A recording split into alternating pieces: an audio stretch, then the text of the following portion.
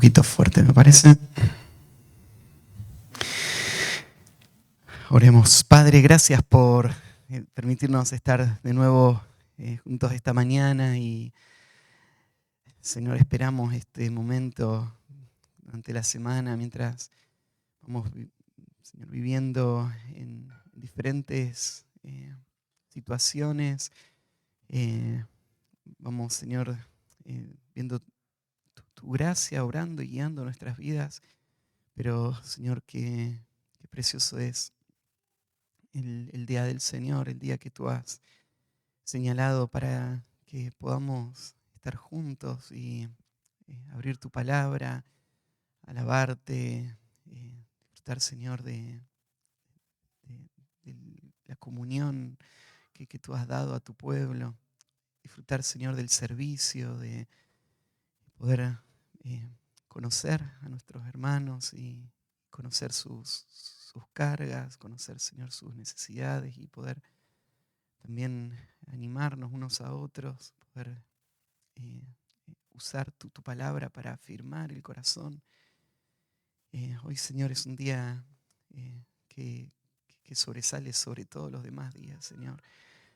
Y hoy te agradecemos por permitirnos estar en esta clase, tomar este tiempo ahora para seguir pensando en la historia de tu pueblo, sabiendo de que tú eh, eres soberano sobre la historia y tú orquestaste todo, Señor, para poder dejar un testimonio, para que tu iglesia hoy pueda ver el peligro del pecado, para que tu iglesia hoy pueda ver la, la fidelidad de un Dios que cumple sus promesas. Y, Señor, que hoy nosotros también en nuestros desafíos y con nuestras luchas podemos aprender a amarte a ti por sobre todas las cosas y no dar nuestro corazón a ningún ídolo.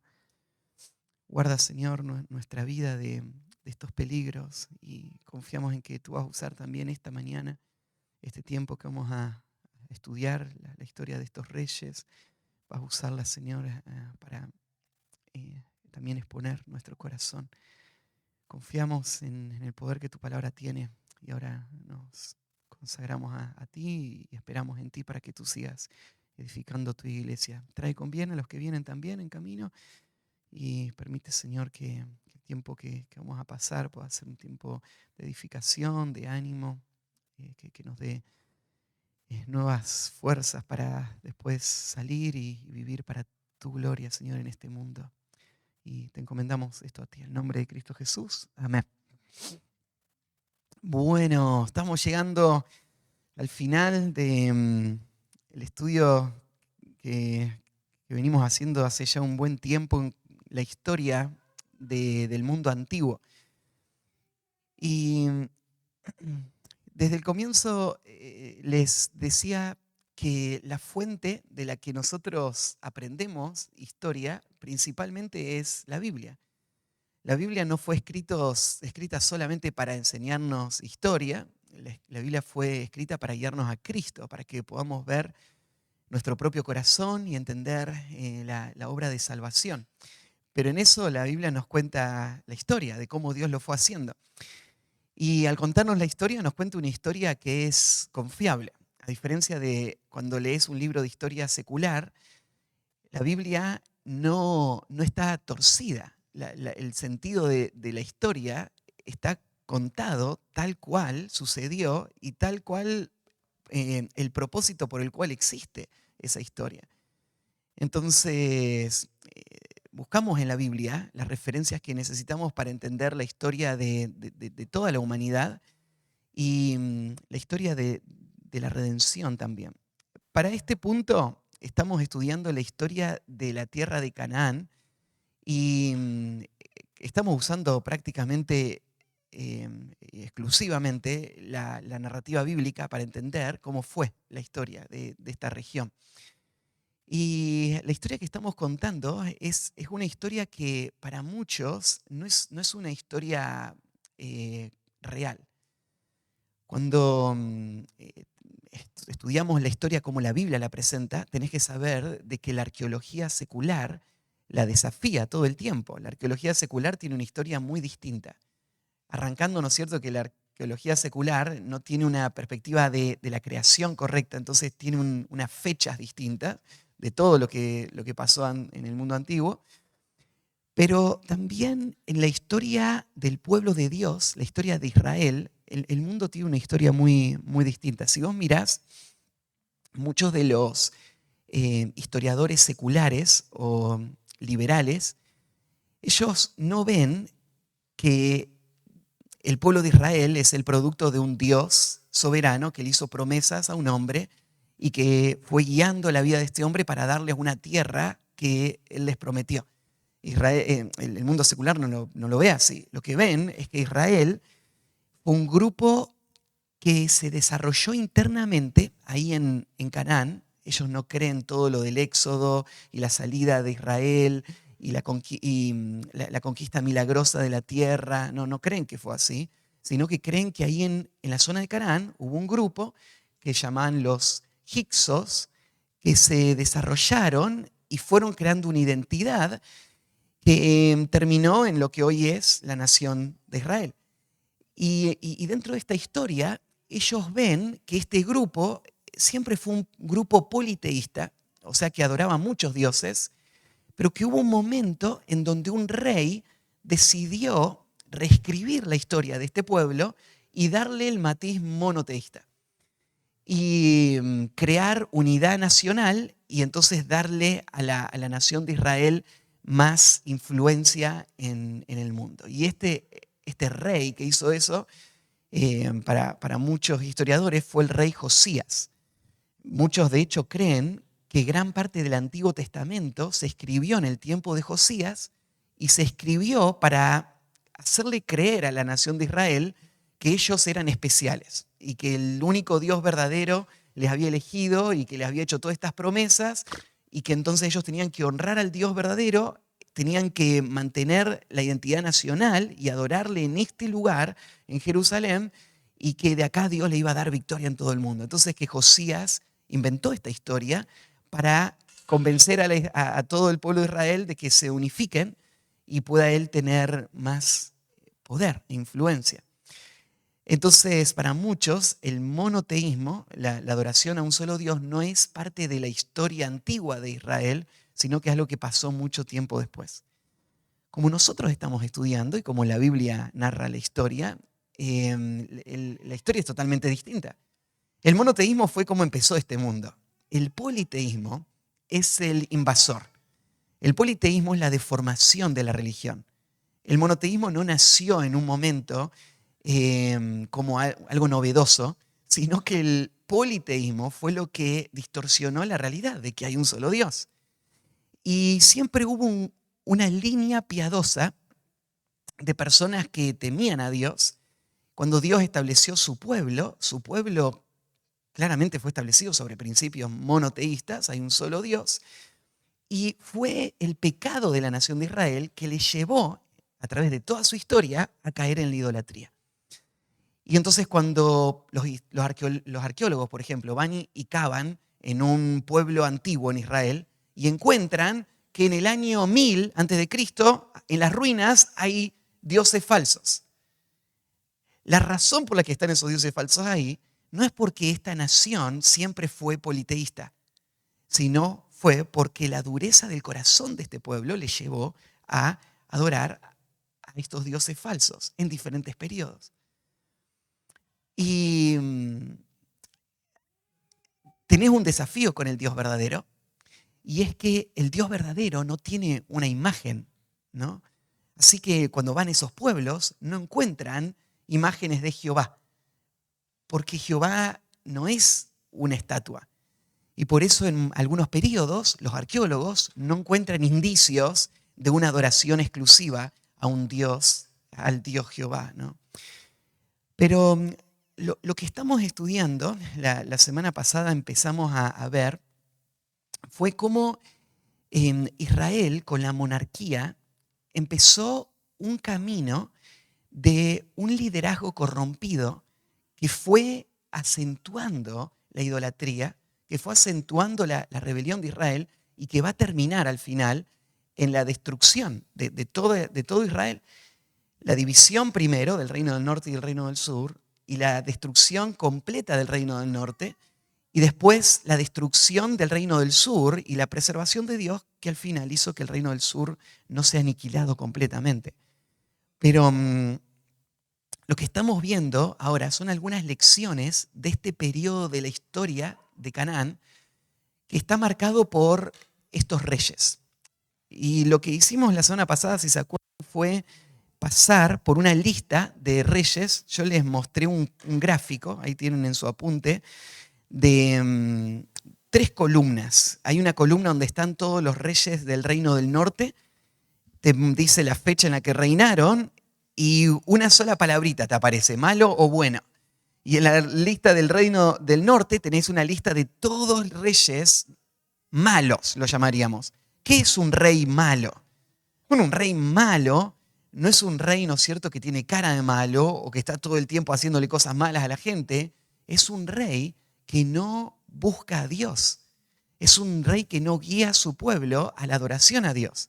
Es un rey que no estudia la palabra de Dios ni obedece la ley de Dios.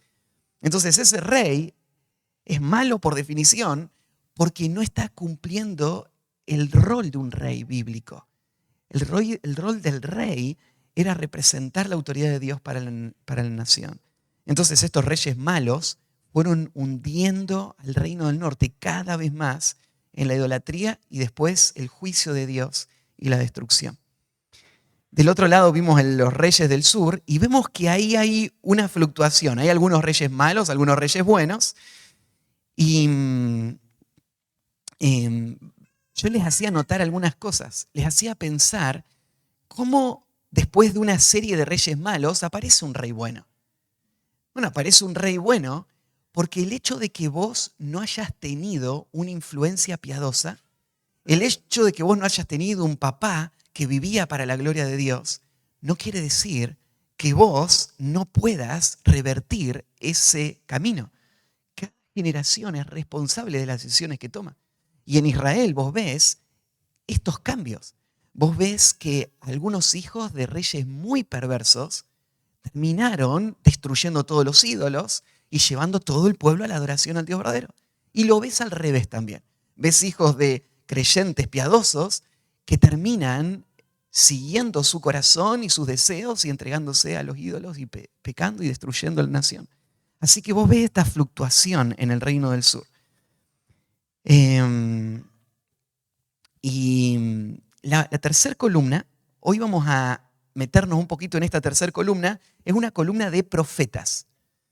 Vamos a aprender un poquito hoy acerca de qué es un profeta y vamos a ver los primeros profetas en una línea específica, porque ya hubieron otros profetas antes, ahora lo voy a mencionar, pero sí en una línea, y vamos a entender un poquito de la identidad y el propósito de ellos en la historia de Israel.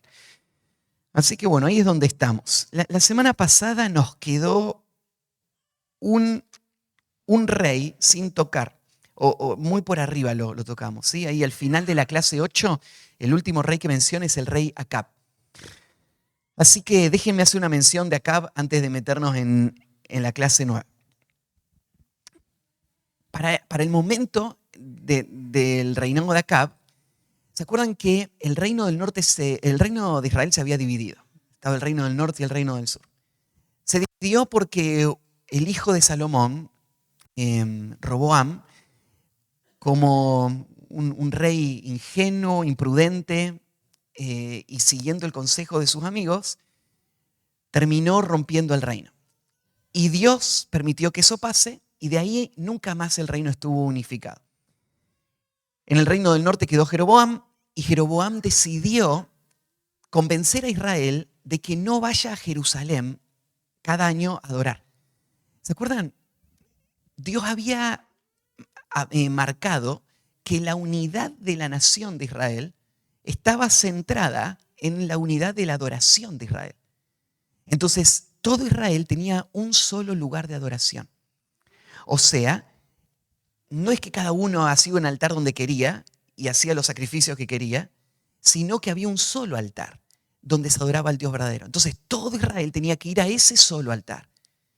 Y se acuerdan que 3 veces al año todos los judíos tenían que ir al lugar donde se iba a celebrar la fiesta. Entonces iban caminando hacia allá, iban cantando en el camino y se encontraban todos en Jerusalén y todos ofrecían sacrificios y participaban de esta celebración que les recordaba su pasado, su presente, su futuro, les recordaba cómo ellos pertenecían a Dios. Entonces todas estas fiestas traían unidad a la nación. Claro, Jeroboam no quería que el pueblo siga sujeto a Roboam. Así que lo que Jeroboam le dijo, convenció al pueblo, fue: ¿para qué vamos a ir hasta Jerusalén? Está muy lejos Jerusalén. Vamos a hacer otro lugar de adoración. Vamos a adorar a Jehová, solamente que a nuestra forma, en nuestro templo. Y ese fue el comienzo de la distorsión, ¿no? El principio vamos a adorar a Jehová, pero vamos a hacerlo a nuestra manera. Y eso que al principio empezó como seguimos adorando a Jehová, solo que en otro lugar, fue alejando a Israel cada vez más hasta esta apostasía abierta. Ya un par de reyes después estás en Acab, y Acab es el ícono de a dónde lleva ese camino. Porque Acab va a convertirse en el rey más impío, más pecador que Israel había conocido. De hecho, en el pasaje, ahí en 1 Reyes capítulo 16, arranca a narrar la historia de Acab y la Biblia hace esa afirmación. Él fue perverso más que todos los reyes que hubo antes que él. ¿Y en qué se basó la perversión de Acab? ¿Cómo Acab llegó a ser tan perverso? Bueno, tal vez algunos conocen, esta historia es una de las más famosas de toda la Biblia, así que sus relatos ustedes se los acuerdan. Acab llegó a ser tan perverso, entre otras cosas, porque se casó con la mujer más perversa que conoció la historia de la humanidad. La mujer más despiadada, la mujer más maligna, ¿no es cierto?, de su odio y su pensamiento dañino y destructivo no tiene comparación. A tal punto que quedó como una referencia para el resto de la historia de lo que es la maldad y la perversión. En el Nuevo Testamento aparece el nombre de esta mujer como un ícono, ¿no es cierto?, de la maldad. Y esta mujer era Jezabel. ¿Se acuerdan de Jezabel? La historia de Acab casándose con Jezabel es un testimonio bíblico, junto con muchos otros, del peligro de desobedecer a Dios a la hora de formar una familia que no honra a Dios. Dios le había advertido al pueblo de Israel que no formaran vínculos con las naciones paganas que estaban viviendo en la idolatría. La razón es porque las mujeres iban a inclinar el corazón de estos hombres a el pecado también. Entonces, para mantener la fidelidad a Dios, lo que había que mantener era la vida familiar centrada en Dios. Si no hay vida familiar centrada en Dios, no hay esperanza para que la vida corporativa del pueblo de Dios pueda estar enfocada en Dios. La vida familiar es el núcleo, es el centro, ¿no? Entonces Dios le había dicho que Israel tenía que cuidar con quién hacían estas relaciones. Entonces Acab rompió esto y simplemente por una alianza política y seguramente por sus deseos carnales, él se unió a esta mujer, a Jezabel, que era de los sidonios. Este era un pueblo enemigo de Israel que adoraba al dios Baal. Y esta mujer hizo de su meta principal erradicar la adoración al Dios verdadero de toda la tierra de Israel y establecer la adoración al Dios Baal como el Dios único y el Dios central. Este fue el objetivo abierto de esta mujer. Entonces esta mujer no era sutil en cuanto a lo que ella quería hacer. Esta era una mujer, digamos, no solo manipuladora, esta era una mujer que tomó las riendas de su casa y de la nación de Israel. Y volvió a Acab simplemente un peón de su objetivo perverso, su objetivo idólatra, ¿no es cierto?, de tratar de convertir a toda la nación de Israel en una tierra que adore al Dios Baal. Entonces, la historia de Acab va a entrelazarse ahora con lo que vamos a ver en el capítulo, en la clase 9, que es la historia del profeta Elías. Y ahora voy a mencionar algo más de Elías, pero ustedes se acuerdan de algunas de estas interacciones, ¿no? La primera vez que Elías va a hablar con Acab fue en un término muy negativo, ¿no? Fue para confrontarlo con la idolatría y para decirle que no iba a llover en toda la tierra. Y por 3 años y medio no llovió en toda la tierra y Acab odiaba a Elías. Acab y Jezabel estaban determinados a erradicar la adoración al Dios verdadero, así que querían matar a todos los profetas de Dios y Elías era su principal piedra en el zapato. Y por todos esos años Acab recorrió cielo y tierra para encontrarlo a Elías y matarlo. Y claro, Dios lo protegió, ¿se acuerdan? Con los cuervos que lo alimentaban, el arroyo que no se secó. Pero bueno, esta fue la historia de Acab, un hombre cegado por su propia idolatría y por la mujer que le estaba guiando a esa idolatría. Sus decisiones le llevaron a un camino de decadencia y destrucción que terminaron, ¿no es cierto?, bajo el juicio y su vida terminó en la tragedia. ¿Se acuerdan que en un momento Acab, un hombre totalmente entregado a sus deseos, vio que al lado del palacio había un viñedo que le encantaba? Entonces fue y le habló al dueño del viñedo y le dijo que se lo venda. Y Nabot le dijo que no se le iba a vender. Entonces Acab se deprime, ¿no es cierto?, hasta la muerte. Está tan angustiado que ya su vida no tiene sentido porque no puede tener esta viña. Vos ves, ¿no es cierto?, cómo este hombre está totalmente gobernado por sus ambiciones y por sus deseos. Totalmente entregado a la idolatría. La depresión, ¿no es cierto?, en la que él cae, está basada en esto, en sus deseos ambiciosos y deseos codiciosos que no están siendo satisfechos. Así que en medio de toda esa depresión, su esposa, totalmente perversa, lo resuelve muy fácil, ¿se acuerdan? ¿Por qué estás tan triste? Vos sos el rey, ¿no? Mátalo y quédate con la viña. Para ella no había ningún problema, ¿no es cierto?, matar al que haya que matar para tener lo que ella quería tener. Ella lo había hecho todo el tiempo. Así que dice, bueno, vos déjame que yo lo arreglo, ¿no? Contrató a gente que mintió y dijeron que Nabot había cometido un crimen, un delito, y terminaron matándolo como un juicio falso. Y dijo, bueno, ya está, resuelto, que no había tanto problema, ¿no? Esta mujer no tenía conciencia. No tenía conciencia, pero estaba totalmente destruida, ¿no? Esta mujer no tenía ningún temor a Dios. Y bueno, al final se quedan con la viña. Y después que se queda con la viña, ¿te acordás que Elías le va a decir a este hombre que el mismo lugar en donde los perros lamieron la sangre de Nabot, que fue ejecutado injustamente, ahí van a lamer también la sangre de Acab, los perros?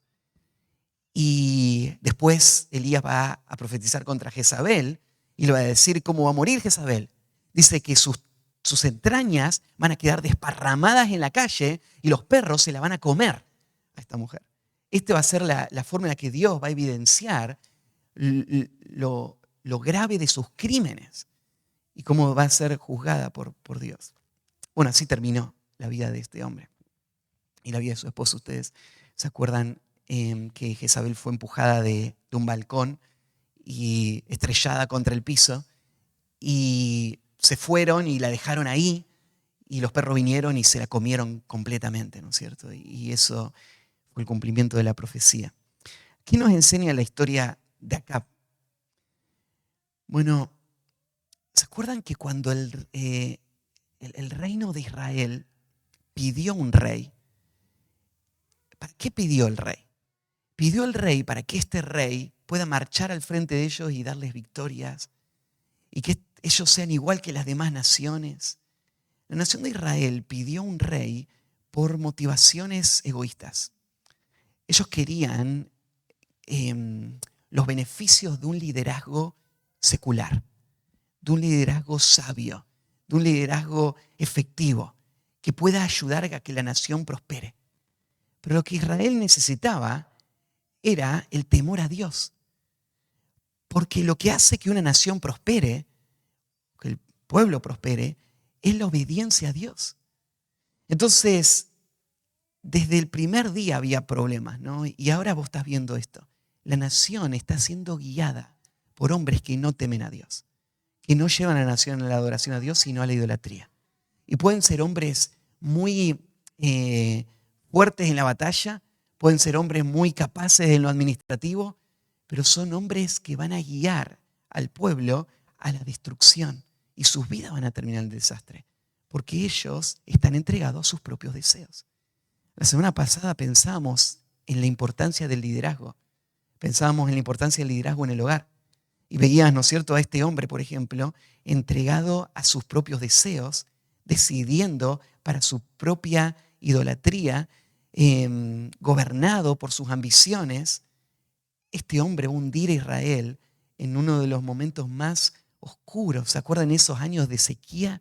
Todo Israel en la agonía, siendo destruida por Dios, por su rebeldía. Y él va a terminar destruido y su esposa destruida también. Entonces vemos todo esto en la historia de Acab. Ahora sí, en el capítulo 9 vamos a hablar un poquito de Elías. Para entender a Elías, quiero hacer una mención en cuanto a esta adoración a Baal. El nombre Baal literalmente significa señor o amo. Y no es un nombre específico, es un nombre genérico. Es como, es decir, dueño, es nuestro amo, es nuestro señor. En la mente de los antiguos, los dioses no tenían un poder absoluto ni un poder ilimitado en cuestión de territorio. Los dioses tenían solamente poder sobre un campo de acción, como por ejemplo era el dios de la lluvia, el dios de la guerra, el dios del amor, el dios de lo que sea, ¿no es cierto? Pero solo este dios tenía poder sobre ese campo y solo tenía poder en este territorio. Si vos te ibas a otro territorio, vos tenías que aprender cuál era el dios que dominaba en este territorio y adorar a ese dios. Porque este es el dios que maneja esta región. Esto es lo que la gente pensaba en ese momento. Entonces lo que hacía era ofrecer sacrificios a muchos dioses, tratando de tener todos los beneficios que puedan de todos ellos y tratando de encontrar a qué dios en cada lugar es el que pisa más fuerte.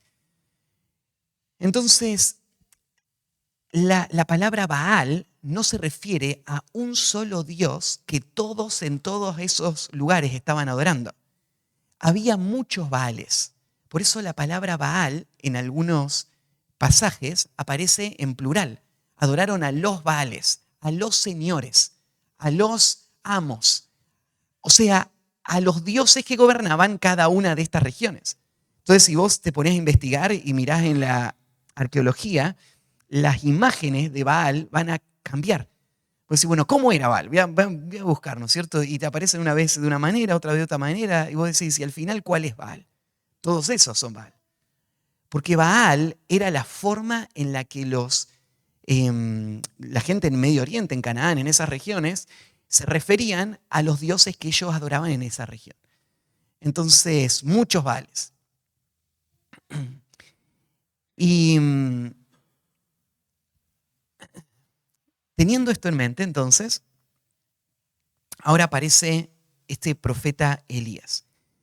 Lo interesante de la aparición del profeta Elías es que él va a ser el primero de los profetas en una línea que va a nacer y se va a desarrollar en el resto del Antiguo Testamento.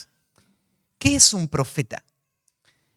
Bueno, la palabra en sí, la palabra profeta, hace referencia a una persona que conoce a Dios, que habla con Dios.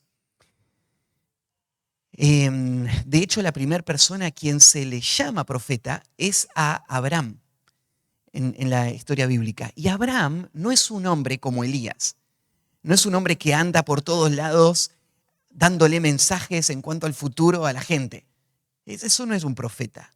Un profeta es una persona que tiene comunión con Dios y la gente sabe que él habla con Dios. Con el paso del tiempo, lo que llegaron a ver y lo que transformó el significado de esta palabra es que algunas de estas personas hablaban en nombre de Dios. Entonces la idea de un profeta es una persona que habla la palabra de Dios, que habla en nombre de Dios, pero lo habla porque él tiene comunión con Dios.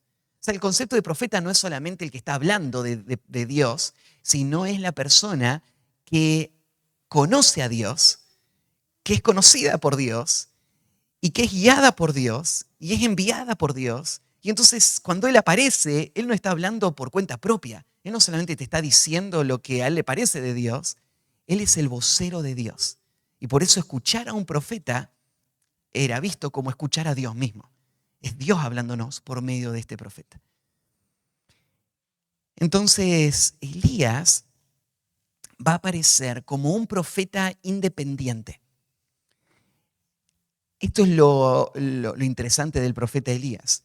Elías no está relacionado con el liderazgo de la nación de Israel, porque para este momento todo el reino del norte está corrompido y los líderes son totalmente idólatras. Entonces, Dios va a levantar ahora otra expresión de liderazgo. No el liderazgo administrativo, sino el liderazgo de la predicación. Hombres que van a levantarse de parte de Dios para influenciar la nación de Israel y torcer la dirección de toda una nación, pero no desde la plataforma de la administración del gobierno, sino desde la plataforma de un avivamiento espiritual, por medio de la predicación. Estos son profetas. Los profetas que van a aparecer a partir de Elías son estos hombres que no son parte del grupo gobernante, pero son hombres temerosos de Dios que son enviados por Dios para llamar al liderazgo a volver a Dios. Y este hombre, Elías, va a ser el puntapié inicial para una casta de hombres como estos, para un grupo largo de hombres como estos. De hecho, en tiempo de Elías y de Eliseo, se crearon escuelas de profetas. ¿Y qué era una escuela de profetas? Bueno, eran grupos de hombres que se dedicaban a aprender la ley de Dios, a vivir una vida piadosa y a influenciar a la nación de Israel con la verdad de la palabra de Dios, no desde la estructura jerárquica, sino desde el día a día, de la influencia cotidiana. Estos profetas andaban por ahí, visitaban los pueblos, enseñaban a las personas y les llamaban al arrepentimiento. De todos esos profetas nosotros conocemos algunos, pero hubieron muchos que no aparecen sus nombres. De todos estos profetas hubieron algunos que escribieron sus profecías y las tenemos en la Biblia. Y los conocemos, hay 12 libros proféticos que llamamos, 17. 5 profetas mayores, 12 profetas menores, 17 libros proféticos y conocemos sus nombres. Y hubieron otros profetas que no escribieron nada, pero que Dios lo usó poderosamente para traer avivamientos. Elías es uno de ellos, ¿no? Y recordamos esa historia del Monte Carmelo y cómo Elías se paró frente a toda la nación y en un solo día, Elías, por el poder de Dios, predicando la palabra de Dios y con la señal del fuego del cielo, torció la dirección de toda la nación, en donde toda la nación decidió matar a todos los profetas de Baal y de Acera y volverse al Dios verdadero. Claro, sin liderazgo piadoso, esto no iba a durar mucho. Pero este era el rol de los profetas, esto era lo que ellos hacían. Los profetas, entonces, en el Antiguo Testamento, no son videntes que te tiran las cartas y te saben el futuro. Profeta, bíblicamente, no tiene que ver con el futuro necesariamente. De hecho, la mayoría de los libros proféticos, sus contenidos no tienen que ver con el futuro. La parte que tiene que ver con el futuro es muy, muy pequeña. La mayoría de sus mensajes tienen que ver con el presente de la nación. Y tenía que ver con un llamado al arrepentimiento. Y específicamente esto, abandonar la idolatría y a volver a la adoración al Dios verdadero. Entonces los profetas, podríamos decir, eran en esencia predicadores. El ministerio de la predicación bíblica tiene su antecedente en el Antiguo Testamento en el ministerio de los profetas. Hoy yo no me digo a mí mismo un profeta, ¿no? Yo me veo a mí mismo como un pastor, como un predicador. Pero la predicación del Nuevo Testamento es, es el heredero a través del tiempo del ministerio profético del Antiguo Testamento. ¿Cuál es la diferencia entre la predicación bíblica del Nuevo Testamento a la profecía del Antiguo Testamento? Básicamente es esta. Los predicadores no tienen ninguna revelación de Dios fuera de la Escritura. Entonces nuestra proclamación del mensaje de Dios nace exclusivamente de nuestro estudio de la palabra escrita de Dios. Los profetas del Antiguo Testamento, no. Ellos tenían revelación directa de Dios y sus escritos muchas veces pasaban a ser parte de la escritura sagrada. Ya no es así hoy. Pero la tarea que hacemos en esencia es la misma. Lo que hacía un profeta y lo que hace un predicador es lo mismo. Tienen comunión con Dios, entienden la voluntad de Dios, son enviados por Dios y proclaman la palabra de Dios al pueblo de Dios para que el pueblo de Dios abandone sus ídolos y siga al Dios verdadero y viva una vida que se sujete a la palabra y a la verdad de Dios. Entonces Elías fue el primero. Elías aparece prácticamente de la nada. Uno pregunta, ¿y cómo fue su llamado? ¿Cómo fue que Dios obró en él? ¿Cómo le preparó para esta tarea? No tenemos la historia.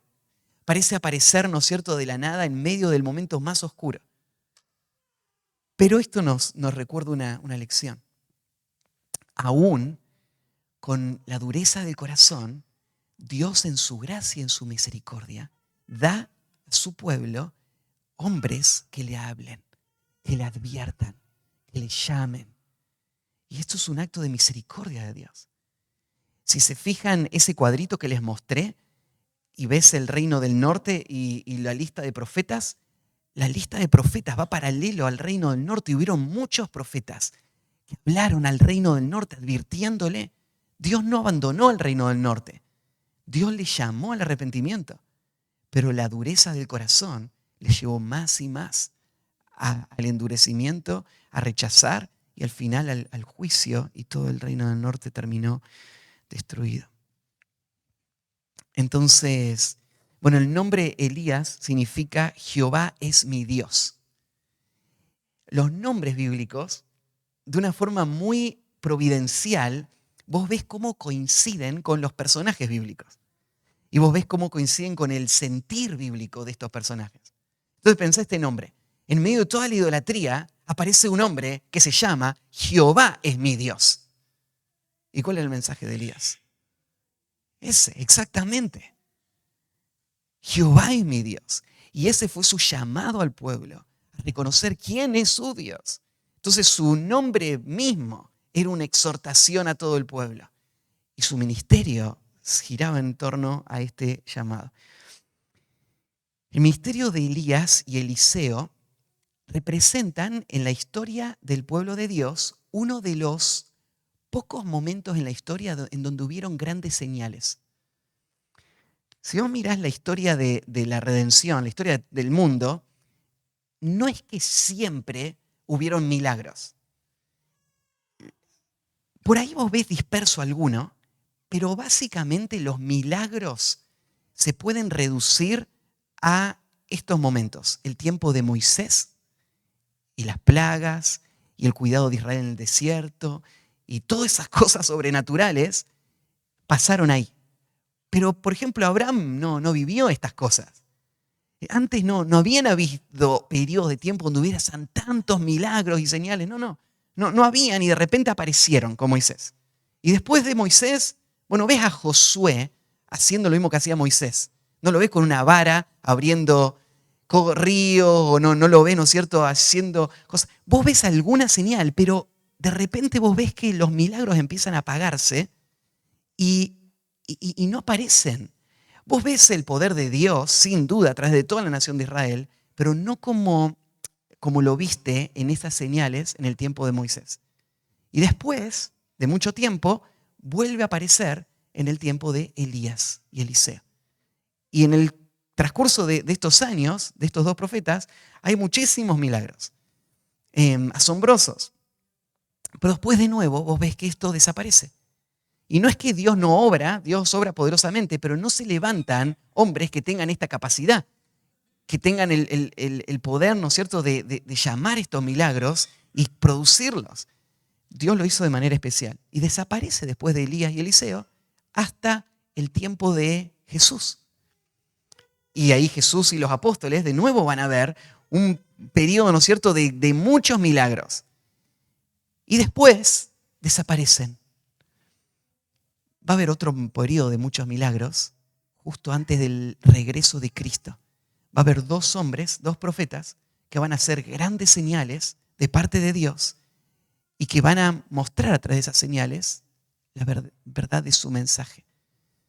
Pero esto es una de las trampas, ¿no es cierto?, del movimiento pentecostal y carismático, ¿no? El pensar de que la obra de Dios y la evidencia de la obra de Dios siempre está relacionada con estos milagros. Y esto no fue así a través de la historia. Hubieron momentos específicos. No es el momento ahora para estudiar por qué estos 4 momentos, pero en nuestros 4 momentos vos ves que estos momentos son momentos de oscuridad en donde Dios usa estas señales para respaldar el mensaje que va a traer liberación y salvación al pueblo. Entonces, en estos momentos de milagros, Dios está respaldando a los profetas, a los que están hablando la palabra de Dios. Y entonces, de esta manera podemos ver las señales. Bueno, ¿ustedes se acuerdan del final de la vida de Elías? Que él como profeta enfrentó prácticamente solo, con muy poquitos a su alrededor, este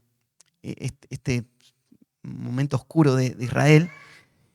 Pero antes de morir, él va a llamar a Eliseo a que él se vuelva un profeta de Dios. ¿Se acuerdan cómo fue ese llamado? Elías venía caminando y Eliseo estaba trabajando. Eliseo no era parte de una escuela ni estaba aspirando a hacer nada. Él no quería ser un profeta de Dios. Él estaba dedicado a la tarea que hacía, pero Dios eligió a Eliseo. Y a través de toda la historia uno ve este principio. El ministerio de los profetas nace en la iniciativa de Dios y el plan de Dios de usar instrumentos. Y estos instrumentos muchas veces fueron los menos, que menos parecía apropiado, ¿no? Un granjero. Un granjero, ¿no es cierto?, que está dedicado a arar, ahora convertido en la voz de Dios para el mundo. Y sí, Dios lo llamó y Elías puso ahí su manto sobre Eliseo y Eliseo respondió a ese llamado inmediatamente. Tiempo después, aunque había sido llamado, su ministerio no arrancó inmediatamente, ¿no? Y ya cuando Elías estaba a punto de terminar su ministerio, Eliseo va a ser el que va a seguir después de Elías. Así que, ¿se acuerdan de esa escena donde Elías lo lleva a Eliseo y le dice que pida cualquier cosa? ¿Y se acuerdan lo que pidió Eliseo? Una doble porción del espíritu de Elías. Lo que Eliseo reconocía es que Elías no era un gran hombre. Elías era una persona normal, igual que todos los demás. Lo que tenía de especial Elías era el obrar de Dios en él. Y esto es lo que quería Eliseo. Eliseo no quería ser como Elías. Eliseo quería experimentar el poder que Dios da como Dios se lo dio a Elías. Él dice, dame una doble porción de ese poder. Eso es lo que quiero. Y Elías le dice, bueno, si ves cuando me voy, Dios te lo va a dar. Y toda la escena cuando se lo lleva en el carro de fuego y después Elías toma el manto que había quedado de Eliseo y después golpea el arroyo y se abre y a partir de ahí Eliseo tiene el mismo obrar de Dios. Eliseo es alguien más, es un granjero más, pero tiene el llamado de Dios y tiene ahora el poder de Dios para hacer la obra de Dios. Así que empieza de nuevo toda una serie de mensajes, de predicación y de milagros que están respaldando el ministerio de Eliseo. En estos dos hombres se condensan un montón de señales. Los dos hombres, por ejemplo, resucitaron personas. Que la resurrección no era algo común, ¿no? Es algo que pasó muy puntualmente en estos periodos de tiempo, como señales. Los dos hombres hicieron cosas asombrosas. De Eliseo, ¿se acuerdan que de nuevo en el tiempo de Eliseo, el rey, ahí, Vladi, hay alguien afuera, ¿querés salir y recibirlo? A veces yo estoy acá mirando, ¿no es cierto? Y no sé qué hacer. Lo veo a ustedes, le quiero hablar a ustedes, pero lo veo a la persona afuera. Así que ahí está nuestro portero. Bueno, entonces Eliseo también, Dios lo usó para hacer esas señales asombrosas. Hay muchas historias preciosas de Eliseo. Una de mis preferidas, ¿no es cierto? Es ese momento en donde los sirios están invadiendo o están amenazando a Israel y quieren destruirlos, pero Eliseo siempre le advierte al rey de Israel por dónde van a venir. Así que se viene todo el ejército a buscar a Eliseo y bueno, ¿se acuerdan cómo Dios... Bueno, Eliseo estaba ahí en Dotán y ve que está todo el ejército ahí, pero no tiene temor. Y le pide a Dios que le abra los ojos a su siervo y Dios le abre los ojos y el siervo ve que alrededor de toda la ciudad estaban los carros de fuego de Dios. Y estaban todos los ángeles ahí en esos carros de fuego. Y entonces son más los que están con nosotros que los que están en contra nuestro. Y Eliseo es un hombre de fe que ve lo que otros no ven. Él entiende la realidad de la nación de Israel desde una óptica espiritual. Él ve, ¿no es cierto?, que el problema de Israel no son sus enemigos. El problema de Israel es la incredulidad. El problema de Israel es la idolatría. Porque si Israel confía en Dios, son más los que están con nosotros que los que están con ellos, ¿no? Y estos carros de fuego que están listos para defendernos. Y al final ora Eliseo y Dios ciega a todos, todo el ejército, y un solo hombre agarra, los guía hasta Jerusalén.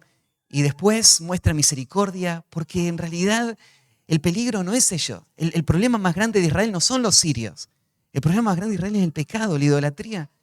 Los sirios, ¿no es cierto?, aún después de esta muestra de amor y de gentileza, deciden no invadir más mientras vivan estos hombres.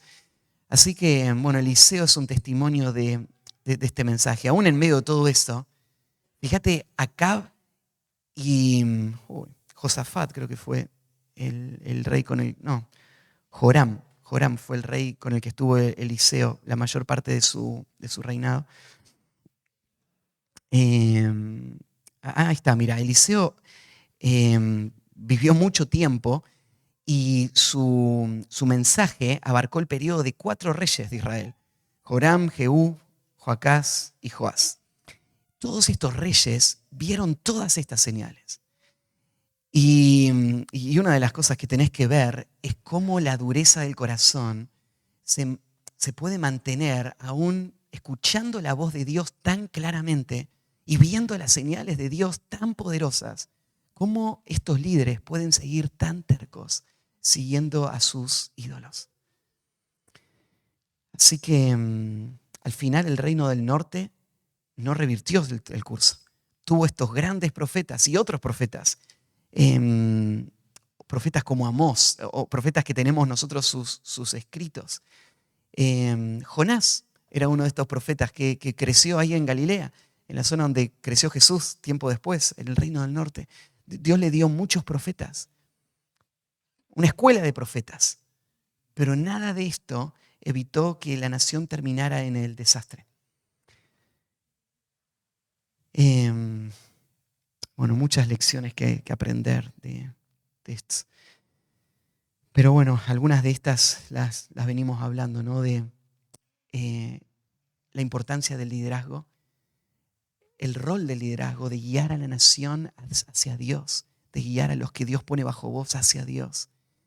La responsabilidad del liderazgo de sujetarse a la palabra de Dios, de escuchar a los profetas de Dios. El peligro de la asociación con el mundo. Esto se va a ver una y otra vez. Todos los reyes van a caer en esto. Lo vimos en Acab, que se casó con una mujer impía y pagana, y lo vamos a ver en el resto de los reyes también. Déjeme pasar rapidito por los demás. Ahí ven en su lista el próximo que aparece es Joel. Joel fue también un profeta, no fue un rey, y tenemos su profecía escrita. Así que él sería el primero de los profetas de los que tenemos un testimonio escrito y su profecía estaba escrita. Y si vos lees la profecía de Joel, vas a ver que de nuevo Joel está advirtiendo a la nación de su rebeldía y le está advirtiendo de las consecuencias de esa rebeldía. Entonces, Joel va a hablar del futuro, él va a hablar de los juicios que Dios iba a traer, él va a hablar también de la situación de Israel. Por ejemplo, en el primer capítulo de Joel, Joel va a mostrar de que había venido una plaga de langostas ahí a todo Israel. Y las langostas habían devastado todo el país. Y Joel lo que le está mostrando, le está diciendo, ¿no ven lo que está pasando? ¿Piensan que la plaga de langostas es una casualidad? ¿Piensan que toda esta destrucción está pasando simplemente porque hubo un cambio climático? ¿O porque esta plaga llegó, ¿no es cierto?, inesperadamente. ¿No ven que es la consecuencia del pecado y de la idolatría? La profecía de Joel es una profecía que te despierta esto. Vos podés estar en el medio del juicio de Dios sin darte cuenta que lo que está pasando es la disciplina de Dios. Muchas veces cuando vienen cosas malas a nuestra vida, lo primero que pensamos es con un pensamiento como de autocompasión, ¿no? Y pensamos, pobre de mí, mirá lo que me está pasando, estoy perdiendo todas mis cosas, mirá esta plaga de langosta, ¿no es cierto?, me está quitando todo, y somos tentados a quejarnos de lo que está viniendo. ¿Pensaste alguna vez que aún esas cosas, todo lo que está pasando a tu alrededor, está bajo el control de Dios? Todo. Pensá en esto. Es fácil quejarnos, ¿no es cierto?, de un gobierno y pensar, ¿no es cierto?, en las consecuencias económicas que las malas decisiones de gobiernos traen sobre nuestras vidas. Pero ¿pensaste alguna vez que Dios está en control de esas cosas? Y Dios puede estar usando aún esas cosas como una disciplina en tu vida. ¿Pensaste alguna vez que Dios tal vez puede estar usando esas cosas para sacar a luz la avaricia de tu corazón? Para sacar a luz el lugar que ocupan las cosas de este mundo en tu vida. Y entonces Dios te está quitando las cosas por las que vos has dado tu vida simplemente para mostrarte de que Él quiere ser el Dios, el único Dios de tu vida y no las cosas de este mundo. Dios usa todo. Dios usa las sequías de este mundo. Dios usa los reinos de este mundo. Dios usa las enfermedades. Dios usa todas estas cosas como disciplinas en nuestra vida para exponer nuestro corazón y para librarnos de nuestros ídolos y para llamarnos a la adoración exclusiva. Entonces Joel es un testimonio de esto, ¿no? Es un mensaje al pueblo de Dios a arrepentirse y a venir a Dios. Bueno, creo que vamos a parar ahí, porque no quiero correr. La semana que viene nos queda una clase más y vamos a tratar de terminar de cubrir los demás reyes. ¿Alguna preguntita o algún comentario que alguien quiera hacer sobre lo que vimos esta mañana? Las lecciones de la historia de Israel.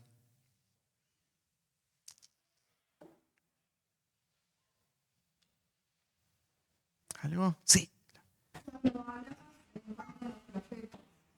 Entonces, bueno, uno que viene de un ambiente pentecostal, cuando ellos hacen esto de que te profetizan, te digo porque por ahí de cerca me tocó una chica que no quería ser mamá. Este profeta le dijo que en poco tiempo vas a ser mamá, pero le dijo no en la condición como hoy estás, presente. Ella se divorcia, se vuelve a casar y hoy es mamá.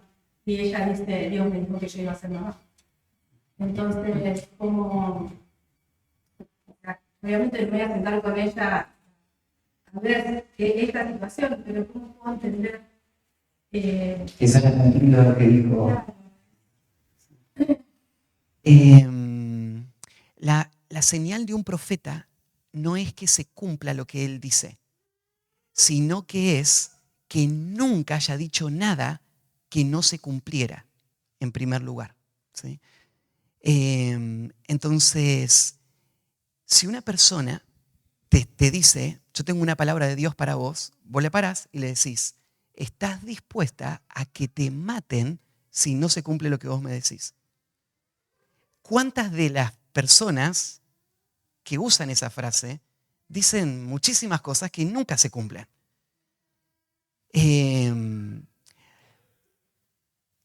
La marca de un profeta no es que se pueda cumplir algo que fuesen a decir, sino es que se cumpla todo lo que ellos dijeron. La otra marca de un profeta en el pueblo de Dios era que estos profetas van a respaldar la palabra de Dios.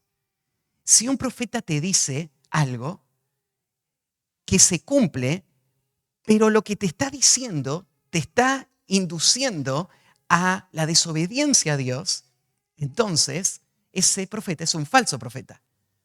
Entonces, si un profeta te guía a la idolatría, es un falso profeta, aunque se haya cumplido lo que él dijo. Estas dos reglas están en Deuteronomio, ¿no? Como las reglas para identificar al profeta. Lo que está dando a entender Moisés es que falsos profetas también dicen cosas que se cumplen. Lo que hace que un falso profeta sea detectado, entonces, es, pero en primer lugar, que no se cumpla algo que lo que él dijo. Si no se cumple una sola cosa que él dijo, entonces él es un falso profeta de principio a fin, aunque se hayan cumplido 99% de las que se dijo, ¿sí? Y hay que matarlo. En el Antiguo Testamento, hoy no lo vamos a matar, pero merecería morir esa persona. Lo segundo sería, si esa profecía me está apartando de la palabra de Dios, en vez de afirmando la palabra de Dios, también es un falso profeta, aunque se cumpla todo lo que él dice.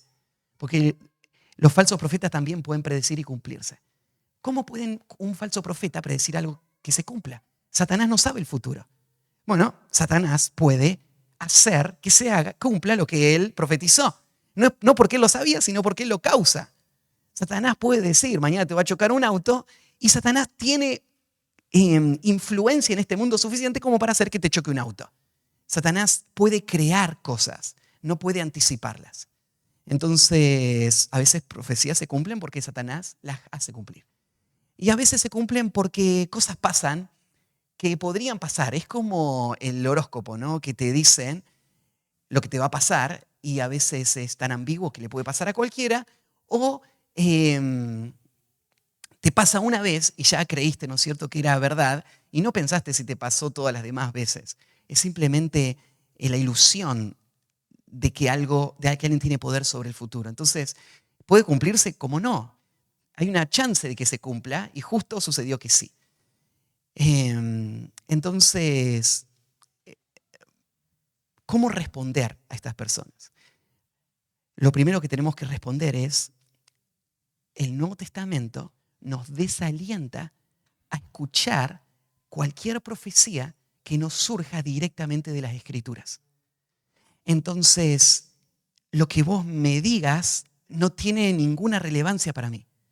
Yo solo quiero la palabra escrita. ¿Por qué solo quiero la palabra escrita? Porque 2 de Pedro, capítulo 1, dice que tenemos la palabra profética más segura, a la cual hacemos bien en estar atentos como una antorcha que alumbra el lugar oscuro hasta que el lucero de la mañana salga en vuestros corazones.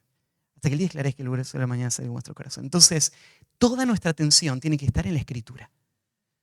Eso quiere decir que si toda nuestra atención está en la Escritura, ¿qué de nuestra atención queda para las profecías extrabíblicas? Nada. Entonces, lo que quiere decir es que el pueblo de Dios no debe dar nada de su atención a profetas que no estén explicando la palabra de Dios, escrita. Entonces, si alguien te dice, tengo una palabra de Dios para vos, vos decís, la única palabra de Dios que yo quiero escuchar es la que está escrita. Mostrámelo en el texto y yo quiero escucharla. Fuera de eso, no tiene ningún valor para mí.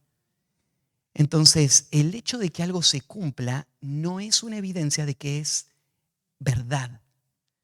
La persona no es un testimonio de la validez de su mensaje. No por sí mismo.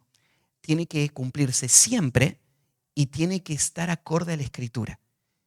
Y lo otro que te estoy explicando recién es la Biblia claramente muestra el final de la historia de la revelación. Entonces, por ejemplo, Hebreos capítulo 1 dice, Dios, habiendo hablado muchas veces y de muchas maneras a nuestros padres por los profetas, Dios habló muchas veces, de muchas maneras a los profetas, en estos postreros tiempos nos ha hablado por el Hijo. El Hijo es el mensaje final de Dios. Después de Cristo no hay más comunicación de Dios con el hombre fuera de lo que ya se dijo de Cristo. Cristo y los apóstoles que Cristo encomendó para que escribieran lo que Él dijo, ese es el final de la revelación. Cualquier persona que dice que tuvo una nueva revelación está diciendo que Hebreos 1 es mentira. Y entonces él es un falso profeta porque él está negando la Escritura. El otro día alguien de la selva me llamó. En la selva están viviendo también mucha confusión, hay muchos carismáticos entrando. La última vez que estuvimos ahí hablamos muy directamente sobre eso. Y él me hablaba, vino gente de una iglesia que se llama Iglesia Profética no sé cuánto, y están hablando de profecías. ¿Qué deberíamos hacer? Yo le dije, sin lugar a dudas, son falsos profetas. Cualquier persona que dice que es un profeta es un falso profeta, porque la Biblia dice que ya no hay más profetas. Entonces, no tienen que permitirlos. Tienen que ir a la Escritura y basar su enseñanza en la Escritura. No hay más profecía. La revelación de Dios está concluida. ¿Sí? Entonces, sí, ese sería el mensaje. Bueno, ahora sí tenemos que terminar, perdón. Oramos, ¿quieren? Y cerramos.